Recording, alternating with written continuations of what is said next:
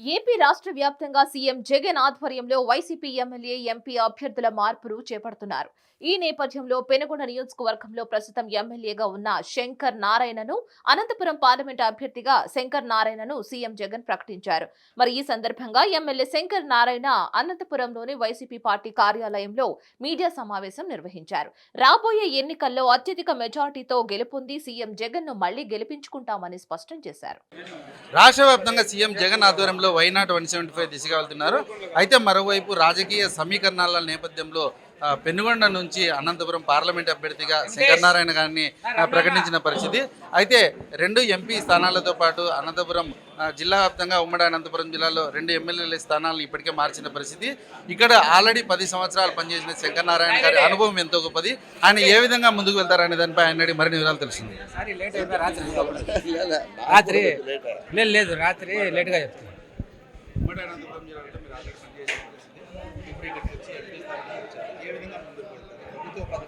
మరి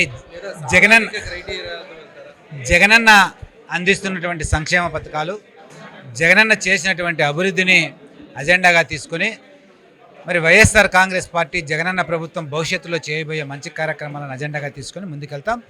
మరి వైఎస్ఆర్ కాంగ్రెస్ పార్టీ నాయకులు, కార్యకర్తలు అందరూ కూడా మరొక్కసారి జగన్మోహన్ రెడ్డి గారి కోసం శాయశక్తులా పనిచేయడమే కాకుండా ప్రజలందరూ కూడా ఒక తీర్మానానికి, నిర్ణయానికి వచ్చారు. జగన్మోహన్ రెడ్డి గారు ముఖ్యమంత్రిగా ఉంటేనే ఈ రాష్ట్రం సంతోషంగా ఉంటుంది, ఈ రాష్ట్ర ప్రజలు సంతోషంగా ఉంటారు, ఈ రాష్ట్రం సుభిక్షంగా ఉంటుంది, ఈ రాష్ట్రం సస్యశ్యామలంగా ఉండాలంటే జగన్మోహన్ రెడ్డి గారు ముఖ్యమంత్రిగా ఉండాలని కోరుకుంటున్నారు. కాబట్టి తప్పుకోకుండా మేము 175 స్థానాలు, 25 పార్లమెంట్ స్థానాలు తప్పుకోకుండా గెలిచి తీరుతాం. మరోవైపు ప్రతిపక్షాలు దీన్ని వేరే రకంగా మాట్లాడుతుంది సార్. టీడీపీ, జనసేన కావచ్చు, వాళ్ళని ఏ విధంగా చూస్తారు? ప్రధాన పత్రికల్లో కూడా ఈ విధంగా అభ్యర్థులందరికీ తీవ్రస్థాయిలో ఇబ్బందులు గురి చేస్తున్నారు, కావాలని ఇవన్నీ చేస్తున్నారని చెప్పి ప్రభుత్వం వైపు చెప్తున్న పరిస్థితి. దాన్ని ఏ విధంగా చూస్తారు? ప్రతిపక్షాలకు వేరే పని లేదు, వాళ్ళకు ప్రభుత్వం పైన విమర్శన చేయడము, అందులోనూ వాళ్ళకు ఉన్నటువంటి ఎల్లో మీడియా కానివ్వండి, వీటన్నిటి సహాయ సహకారాలతో వాళ్ళు ప్రభుత్వం పైన, జగనన్న పైన బురద జల్లే కార్యక్రమం చేస్తున్నారు.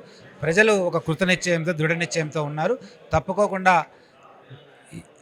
మార్చి, ఏప్రిల్లో జరగబోయే ఎన్నికల్లో వైఎస్ఆర్ కాంగ్రెస్ పార్టీ జెండా ఎగురుతుంది, జగనన్న ప్రభుత్వం ఏర్పడుతుందని ఈ సందర్భంగా తెలియజేస్తారు. రాజకీయ సమీకరణాలు జరిగాయి సార్. మీరు సామాజిక సాధికారతతో ముందుకెళ్తారా, లేదంటే క్యాస్ట్ క్రైటీరియాతో వెళ్తారా, లేదంటే మీ ప్రభుత్వ పథకాలతో ముందుకెళ్తారా? సామాజిక సాధికారత ఉండేది అనేది అందరికీ, ప్రజలందరికీ తెలుసు. ఈరోజు జగనన్న నా ఎస్సీ, నా బీసీ, నా మైనారిటీ, నా ఎస్టీలు అంటున్నారు.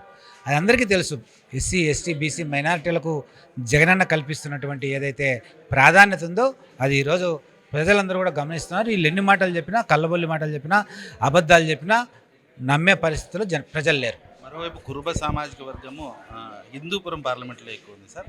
ఇప్పుడు అనంతపురం పార్లమెంట్లో తక్కువ ఉంది. అట్లా ఏమన్నా ఉంటే చూపి నాకే.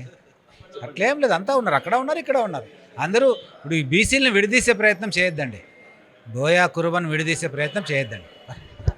అనంతపురం జిల్లా వ్యాప్తంగా కాకుండా రాజకీయంగా రాష్ట్ర వ్యాప్తంగా రాజకీయ సమీకరణాలు జరుగుతున్నాయి. అందులో భాగంగా శంకర్ నారాయణ గారిని అనంతపురం పార్లమెంట్ అభ్యర్థిగా ప్రకటించిన పరిస్థితి.